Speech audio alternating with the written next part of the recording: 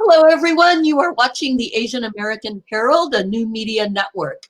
The show is being aired via live stream on Facebook, and a recording will be available afterwards at our Facebook page, Asian American Herald. My name is Himanee Gupta-Carlson, and I'm a professor at Empire State College in Saratoga Springs, New York, as well as a community-based farmer and writer. So I want to open our show tonight first by wishing all of you a very happy new year. I also wish to offer respect to the Haudenosaunee, the people of the Longhouse, who are the original caretakers of much of upstate New York, where Asian American Herald is based. And in acknowledging them tonight, I especially want to acknowledge their role in creating the forms of participatory democracy that nearly all of us in the United States value today. And finally, I actually want to acknowledge the courage and the hard work of our elected officials, particularly the members of Congress, whose safety was imperiled yesterday by people who have been called insurrectionists, vandals, rioters, and seditionists, who breached the security of the nation's capital with bombs, guns, tear gas, and chemical irritants and other weapons.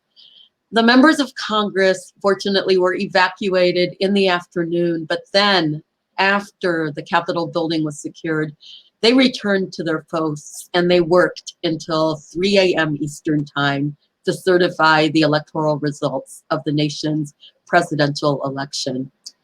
So right now, I know, and we all know, that the situation is very tense and maybe a bit fearful. And so we really want to talk tonight in this broadcast on what being a person of Asian ancestry in the United States is like. And we want to reflect a little also on the space that we hope to expand this year for the Asian American Herald. So with me is the founder of the Asian American Herald, Ashok Adikoppula, and the other Asian American Herald host, Shruthi Nattanai. So Shruthi and Ashok, thank you so much for agreeing to join me in this dialogue tonight. Thank you. So before we delve into questions, I actually would like to offer a little bit of historical perspective. Asian American is actually a term that refers to one of the most diverse, most polylingual, polyethnic, and polyreligious groups in the world. It includes Chinese, Japanese, Indian, Pakistani, Bangladeshi, Korean, Filipina, Vietnamese, Iraqi, Lebanese, Indonesian, Thai, Laotian, and Hmong peoples. And that's really just to name a few. The list is very long and very expansive. And while these discrete cultures each have different foods, languages, and traditions, they often cohere in support of key political, social, and economic issues. Many of them are first generation, meaning that they're immigrants who just arrived in the country maybe a few years ago, maybe a few decades ago. A smaller group are the children and the grandchildren who have longer roots in the United States. So we actually probably do not look like those men and women who gathered at the Capitol yesterday and committed the violence that they did. We perhaps look a lot more like that diverse confederacy of nations that comprise the Haudenosaunee, whom I pay respect to when I start the show each time. So with all that in mind, let's acknowledge, it's important to acknowledge that the democratic, racially diverse America that was under threat yesterday is an America that includes us. So now for the questions. I'd like to start with Ashok. Ashok, will you please share a little bit of your biography with us? What was your immigrant journey and what motivated you to start the Asian American Herald? Well, yeah, immigrant journey. Probably I have to start about 15 years ago when I first immigrated to England. I mean, the lessons when I was a kid, hearing about what the English rule was on India and all, that was a whole different, history versus when I go to England and experience myself living there and make a living by working and studying and all. So yeah, I think the main reason for me to go to England was um, cricket, the game of cricket. I'm not sure if you guys are that familiar with the game, but Yeah, I wanted to play cricket when I was young in India. I played at the highest level, but uh, being in India, part of 1.2 billion population back then, I'm one of the many thousands or maybe many hundreds of thousands of cricketers who wanted to become a cricketer. And that's only 11 people get to represent. So, I got an opportunity to play for minor league counties in England. I shifted over there and played 3 years. And then where I get to an age where my parents thought I gotta get married and all stuff. And by that point, my girlfriend back then and now my wife, she was in a Texas A&M doing her master's. So we got married and then um, I moved here. So it's been many years since then. We have uh, two children. Uh, I've lived in various parts of the country. First, when I came to Arkansas, which was totally different. I've never imagined, what America is like when I came to Arkansas and then see firsthand. I was like, what? Is this how it is? But, it's a different experience. Then I moved to New Jersey. Then eventually, I settled with the family here in upstate New York. It's been my little immigrant journey, I guess. What's so interesting about that, Ashok, is that I was listening to some coverage while driving today, and of all the arrests that were made in Washington, D.C., only one person actually lived in that area. Everybody else had flown in. And they were describing them as the average typical Midwesterner.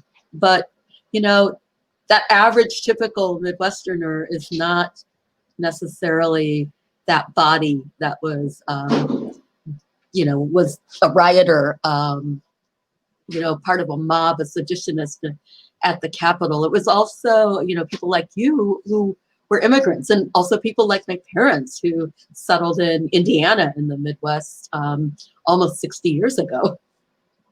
Mm-hmm. So talk about the Asian American Herald a little bit. Why did you want to start it? We've kind of talked about what it is, but why did you want to start it? Well, I think it was just me growing up. I feel like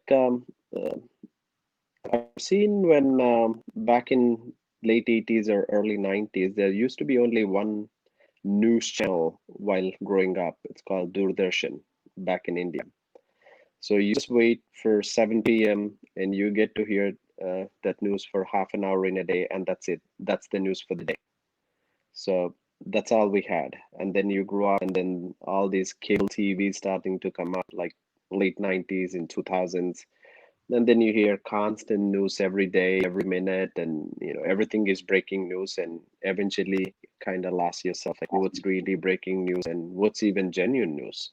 And most of these news are working for some of the other interests or individual. So then I know as an immigrant, it's always challenging when you have to make a living and establish yourself and go through all the steps of the immigration process and everything. While I'm doing that, I also have somewhere I felt like there's a larger group of Asian Americans in this country, and most are like me, who may offer different skills to make a living here, but just in the process of make a living, you don't want to lose yourself. That was my thought. I mean, who you are and what's your identity and what you can really offer other than just going to work, day in, day out. There's something as a human you can do outside your regular work. So I was thinking, we need a platform where there are a lot of people who might have migrated like me and then achieved so many things, are still offering or contributing towards the growth of this country. So there has to be a platform where we can bring those type of people and inspire the next generation or even the current immigrants who are coming new here. Yeah, thank you. That is so beautifully put. And it really, as you were speaking, I was thinking about all of the guests that I've hosted on the shows that I've done since we began in April. So Shruthi and I both have actually been hosting guests on the programs at least once a week, often twice a week, though we did take a bit of a holiday break. And so, Shruthi, I'm actually wondering what kinds of insights and knowledge have you gained about the Asian American community through the shows that you've hosted? Yeah, I think just that, I mean, it's really interesting, especially for some of our guests who are involved in politics and just public service and things like that. And all their stories are so vastly different, even if they all are immigrants and they all came to the United States for a specific reason. The way that they go about accomplishing their goals and just their specific journeys are all really unique and interesting to hear about. And I think that just in itself is a very important idea or concept to think about, because I feel like, especially in the media, whether it be in the news or just film, television, I look into television and film a lot, and I think for those in those platforms, the South Asians and Asian Americans are not represented very frequently, but when they are, it's often like that group is kind of pigeonholed into one specific box, about how South Asians, or I'm just South Asians as an example, should behave, or what they look like, or what career paths they follow. And I think that is super detrimental, but also very prevalent. And I think the guests that we've had, whether they were makeup artists or in public service or business entrepreneurs, I think everyone has had a significantly different approach to how they achieve their goals, which is very interesting to listen to and hear about. Yeah, definitely. It has really opened me up to a worlds of people that I didn't really know. And looking at this past election, I've actually been really amazed at the number of Asian Americans, particularly South Asian Americans, who've run for office. And I'm also really amazed at the number of political organizers that are South Asian. In Georgia, Indians were working quite hard, under following kind of the lead of Stacey Abrams to really, really get out the vote. And so, Shruthi, I understand that this was the first election that you voted in. And this has been probably one of the most controversial elections ever in American history. And so I just wonder, tell me about what it feels like to vote at this time in this period as a young adult, as, the person who's going to like save the rest of us from everything. Well, I guess growing up, I mean, we always used to talk about the presidential elections, even when even when I wasn't old enough to vote, we would have like mock elections in school. But those are funny because kids would always vote for who their parents were voting for. So it's always a direct reflection of that. But I think even through that, like, I don't know, voting this time around was very, as you said, very different. It felt very high stakes. Because it was high stakes, but it felt, I think I voted early with my dad. We went and waited in the 3-hour long line to vote early. And I think just being there and that realization that I live in a small town, small-ish compared to like a city, but small in the suburbs, and the wait time was 3 hours long. And a lot of those people were younger, and my town was actually, it was majority Republican, but a lot of the people in line were wearing Biden Harris shirts, and they were all my age, which was really interesting to kind of see, and just the fact that it was 3 hours long and the turnout was very interesting, especially not having anything to compare it to. But yes, definitely very high stakes.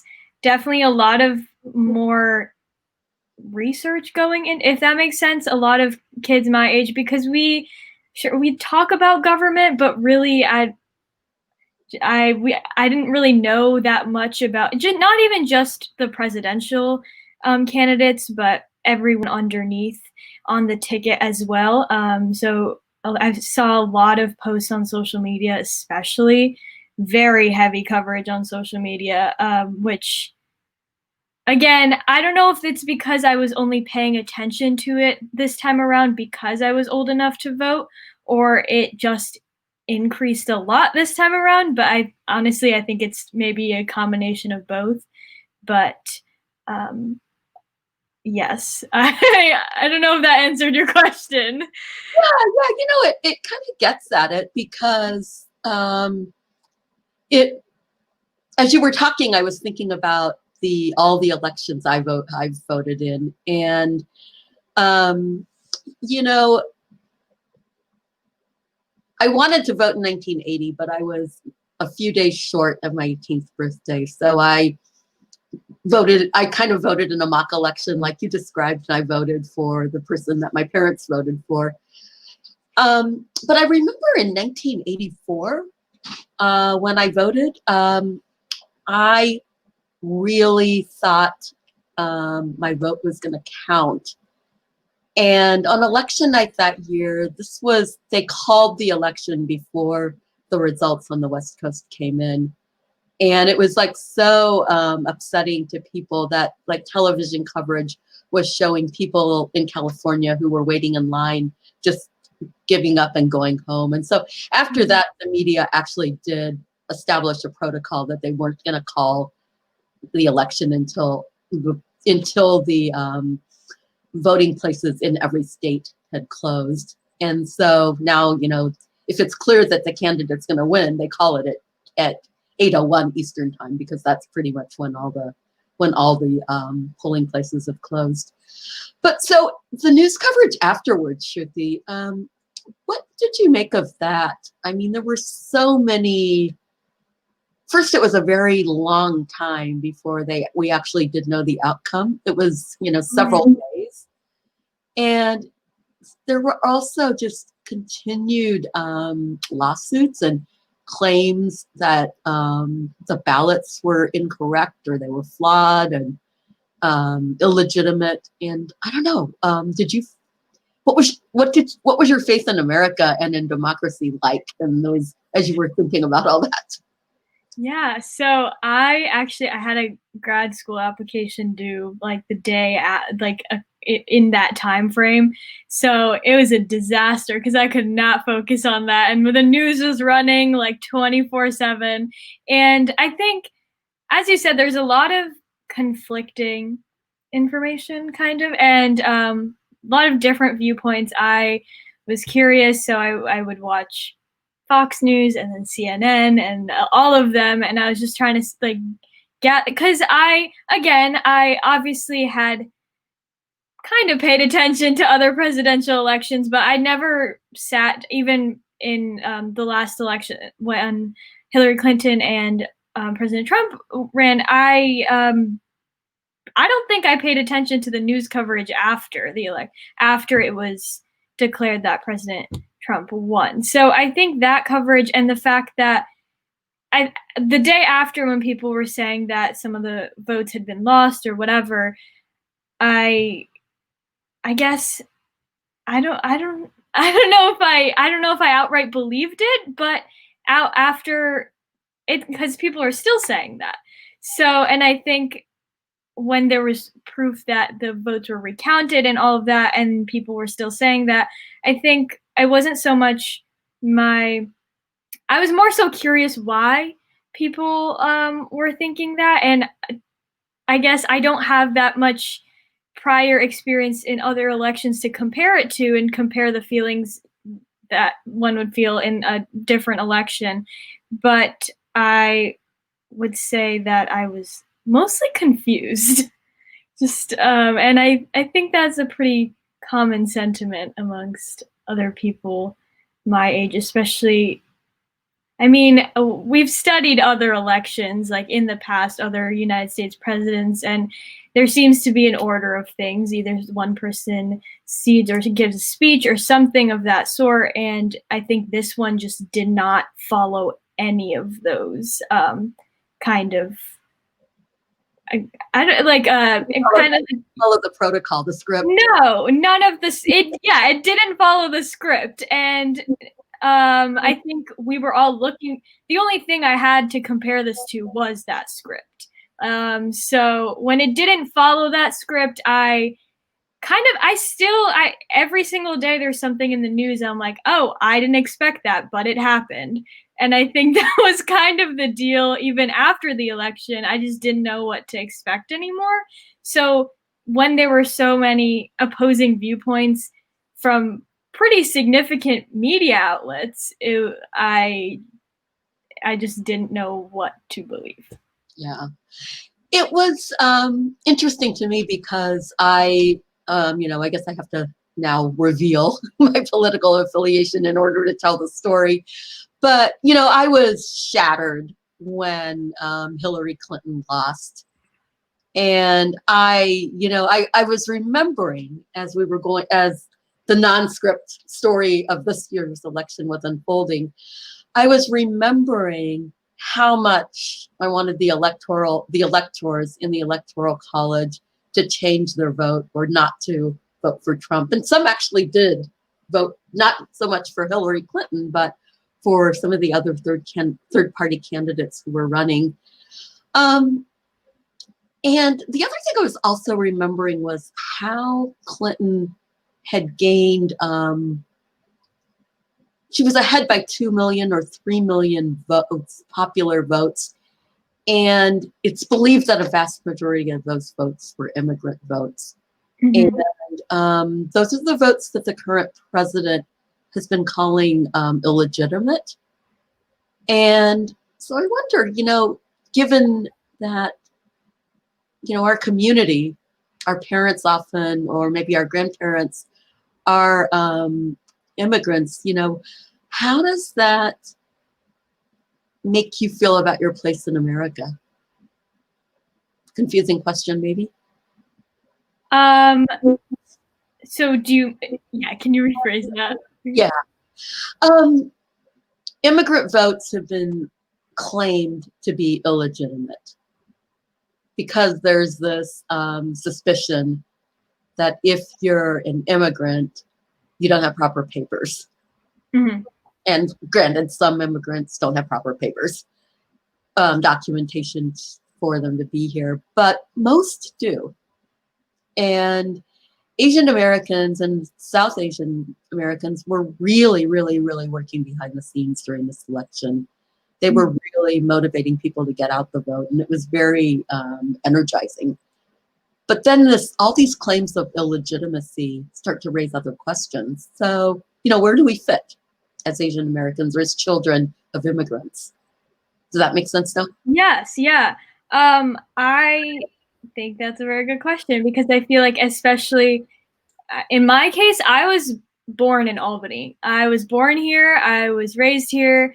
But I think when it comes to Indian American identity in general, even without this election and these claims, it's kind of a tussle between two cultures, two directions almost. But for me specifically, I think these claims that the Indian American vote is illegitimate or doesn't count is especially kind of annoying, if I'm being honest, just because, as you said, the Indian American population has done a lot in not only the election, but in just society. They contribute in so many different ways that this claim is really ignorant and, again, annoying, because it's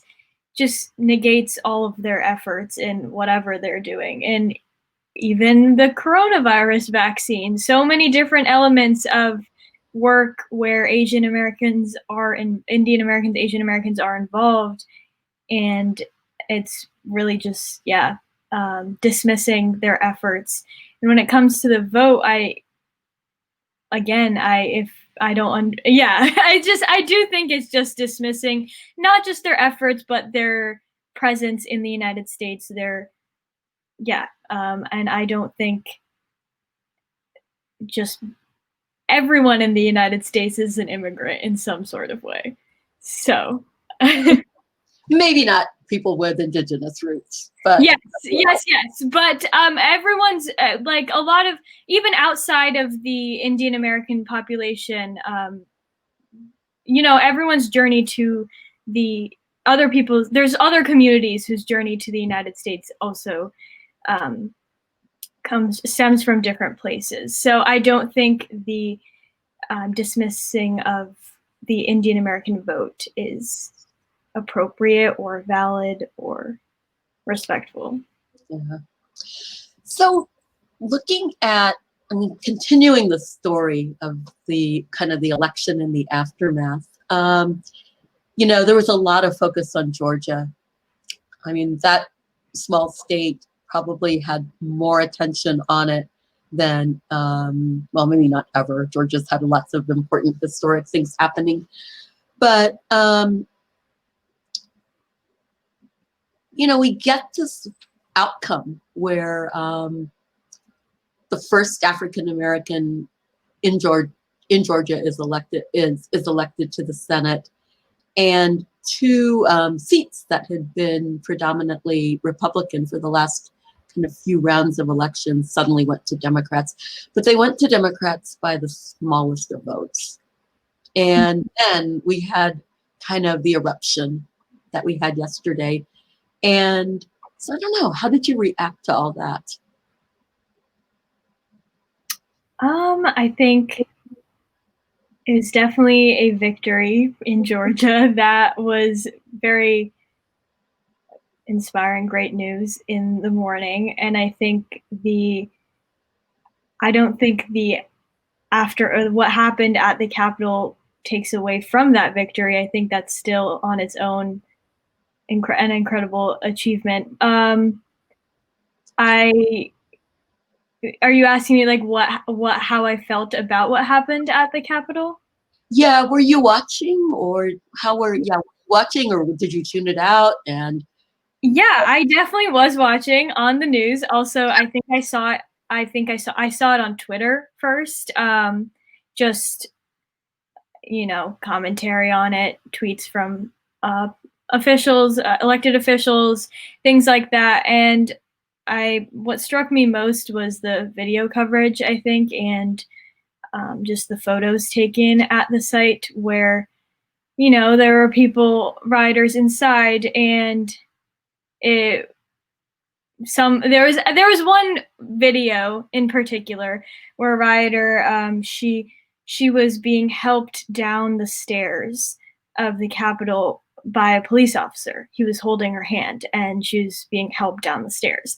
And just that video, in contrast to the protests that happened over the summer, the peaceful protests that happened over the summer, was just so jarring. I feel just that putting those two videos side by side, I think that immediate comparison was what struck me the most.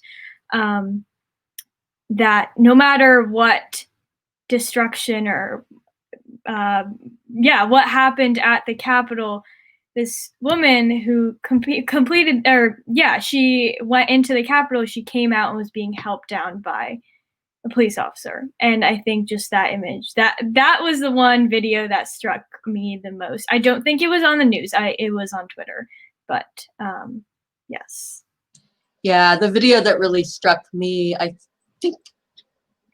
I don't think I saw it I think I saw it via a link that a friend shared, and it was on a New York Times page, but it was actually a story. It wasn't a video, but it was one of the police officers in the Capitol building saying, we have to just let them do what they're going to do, and that their job was their job was to lock down the building, get the members of Congress and their staff evacuated, and they were just outnumbered by the mob, and that was a really, really hard thing. So we actually have a question in our comments, and so I'm going to read the question out loud, and I'm going to ask both Ashok and Shruthi, and then maybe I'll chime in to comment on it, and we are actually approaching our time. So first, it comes from Kimberly Holmes, Colcahoun. I don't know if I'm saying your name correct. And the question is, will we ever just be called Americans as opposed to labeling us so we are segregated like Asian American or Indian American? We are all just Americans. And she adds to this just another comment that yesterday was not planned as a peaceful protest.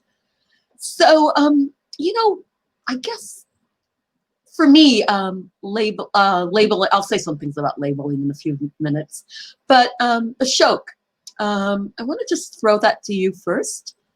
What is the value of being Americans, calling us Americans, as opposed to Indian American, or what's the value otherwise of going, down that we're Indian Americans, not just Americans? Well, that's, I think, a very good question, but honestly, I'm not sure if I can answer that rightly, because I've seen this type of segregation or divided identity everywhere. I mean, even in India, we have different ways of identifying South Indian, North Indian, or different castes and all that things. And then there's a race division all over the world, and then religious division, and then I don't know if it's even termed as division, but identity. I guess the society has been so used to identifying certain groups in certain ways. So yeah, but I'm sure as a professor at the Asian American Studies, I'm sure you might have a better insight than me on this topic. I'll offer my insight in a second, but Shruthi, do you want to kind of respond? Yeah, I'm kind of with I will we ever just be called Americans? I think I've been called just American, and I've also been called Indian American. And the only actually, it's funny because I think in India, whenever I go to visit India, I'm called American. But in the United States, I think for me, I think it's a little bit different just because I was born here too. So I guess no one really calls me, I've never been called Indian American or American outright here, but I think it's most interesting that when I do go to India, it is just American. So maybe it depends on the circumstance or the location. I'm not sure, but that's the one observation I have. Just to add, probably what Kelly's trying to, I think her intent is great. I mean, what I get out of those lines is, isn't it easier if we are all called Americans, and probably there is no division and everybody's the harmony between every group, which is already identified as groups, probably is kept out of all those divisions, and then just call everybody as one family, like just Americans. Yeah, I think, I mean, I feel like it's important to, I feel like, I mean, a unified front is also great, but I think by saying Indian American or Asian American, you're acknowledging someone's background or just their roots or immigrant journey, as you said. So I don't think it necessarily has to be segregating it, but it has become that way. Yeah, I think a lot of it has to do with power and who is doing the calling of names. Am I being categorized as Indian American, or am I choosing to call myself an American or an American-born Indian or a Desi or something of that sort? And so I think there are moments where it's contingent they're contingent identities. There are moments where it's sort of good to say, you know, I am American, though I have to admit that makes me very, very uncomfortable, that word. I'm actually working on a piece right now, and in it I quote Frederick Douglass, who says, I am not a patriot. I am not patriotic. I do not have a love for America like that. And that is kind of where I stand a bit. But I also, you know, I think it's very easy for me to kind of move between different kinds of identities depending on what the situation is. But it's not always, you know, I think it's just beneficial sometimes and detrimental other times. So, God, I wish we could have you like speaking, Kimberly, and as opposed to talking in the chat. And we are over time, so I actually am going to wrap up the show. But I'm going to just read your comments very quickly so that everybody, you know, kind of has them. Yeah, in India, we also do divide people with labels. India, actually, when the independence movement started and India became an independent nation, 14 languages were recognized as official languages because there was so much linguistic and ethnic diversity in what suddenly became an India, a country, a nation, not a place, not a subcontinent, a geographic area. And yeah, we should certainly have a talk on this again. And yeah, we'd love to come to your TV show. Why don't you reach out? And it's good to know that it's uncomfortable for you to be called American as well. We should definitely tease that out further. So we are out of time. I just really want to thank Shruthi and Ashok for agreeing to join me tonight in this dialogue. And hopefully this will be kind of a good way to open our new year with the Asian American Herald and the space that we hope to create for the future for Asian Americans and for others. So once again, I'm Himanee Gupta-Carlson. I've been speaking with Ashok Adikoppula and Shruthi Nattanai. And the Asian American Herald is a Facebook-based news media outlet dedicated to discussing topics and building community among Asian Americans in the capital region of New York and beyond. So please send us your story ideas and look for the recording of the show on our Facebook page. Have a good evening. We'll see you all again next week. Take care. Thank you. Good night. Thank you. Bye. Bye.